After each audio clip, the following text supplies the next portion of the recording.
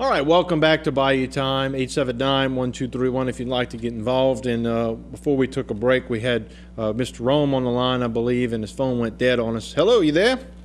Yes, sir. All right, you were getting fired up there about the dewatering. No, I'm on my cell phone now. I think AT&T don't like me talking to y'all on the other one. Okay. What really amazes me, and I'm not, for the last 4 days or 5 days, I've been listening to all this rhetoric that's been going on. You know, Reggie Duke, we talk about Norby Shawbear, we talk about Gordy Dub, we talk about Michelle Claudet, we talk about all this. This is what you call a political envelope right now, okay? It's election time. Am I right or wrong?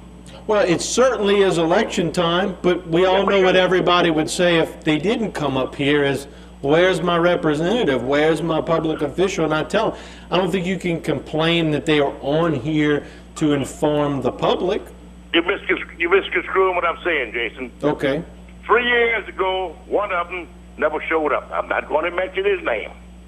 And I'm not trying to be funny when I say this. And you talk about, when I told you about this water deal, I said, what the hell is going on? I'm 71 years old. I never heard about that. Mm-hmm. You know, we got to stop the influx of water coming in from the Gulf. I'm not being funny when I tell you that, brother. These people out here, including me, we ain't got a chance. Mm-hmm. We don't have a chance, Jefferson. Well, am I right or wrong? Well, I think you're wrong in that we don't have a chance. I think we do have a chance. If they go down there and spend the money in the right places, what are they doing with the money? That's right. But what they doing with the money, Jason? I'm not trying. What we're doing with the local money is we're putting it on the ground and we're moving dirt around. All you got to do is ride down the bayou and you can see that happening. It's not enough because we don't have enough money, but we're doing everything we can, or they're doing everything they can to protect us with the local money that we have. I understand fully what you're saying, son. I'm not trying to be funny when I tell you this. You got a child now, and you know what I'm talking about. This child has got to have some protection for she and her daddy and her mother. Am I right or wrong? You're right. Now you know where I'm coming from. Homer, if the Homer Navigation Canal is nothing done about this, son, we are doomed. Well, they do have something done about it. Remember, they're going to put that barge structure. It's already gone out for bid on that, so they're moving forward.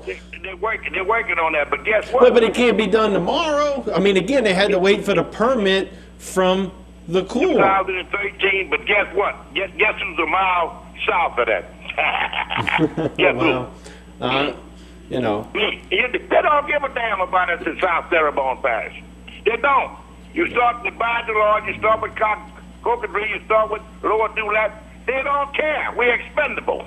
Well, and I'm better tell you this way, young. I disagree with you because there's a lot of debate that goes on.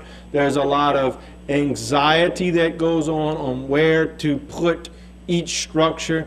And they also have to weigh cost effectiveness and efficiency on where to put things, and they can only put it where it best benefits the whole community. I understand where you're coming from. They can't change the topography of the land, so sometimes it is at the detriment of somebody who may live on the outside of it, but it's certainly better than not putting anything there at all or waiting another 25 years so that they can get the money to maybe protect a neighborhood that is outside of it.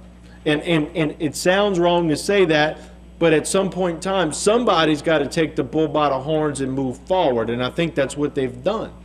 Plus, the Corps is the one who approved the alignment. I've been on a bandwagon for the last 25 years, and the owner of the station that you are representing right now knows who I am and knows what I am, and until we get this coast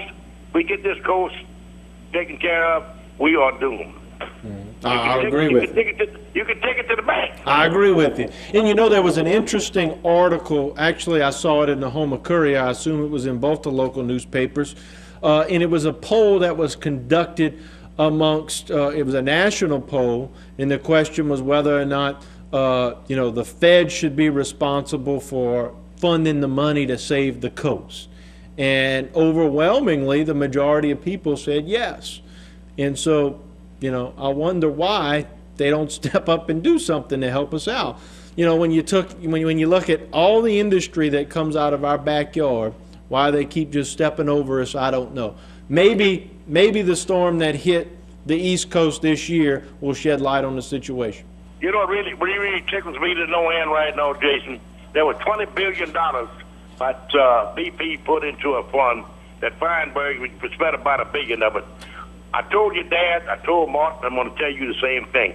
You give me another $19 billion and let this coon ass sit down there from the east end of the Mississippi River to Sabine Pass, and I'll show you what I can do with this coast.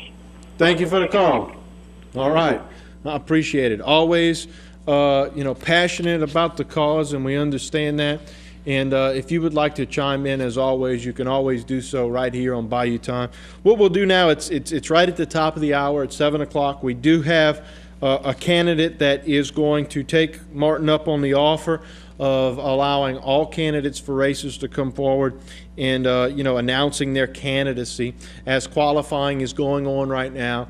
And it will end tomorrow, September the 8th at 5 p.m.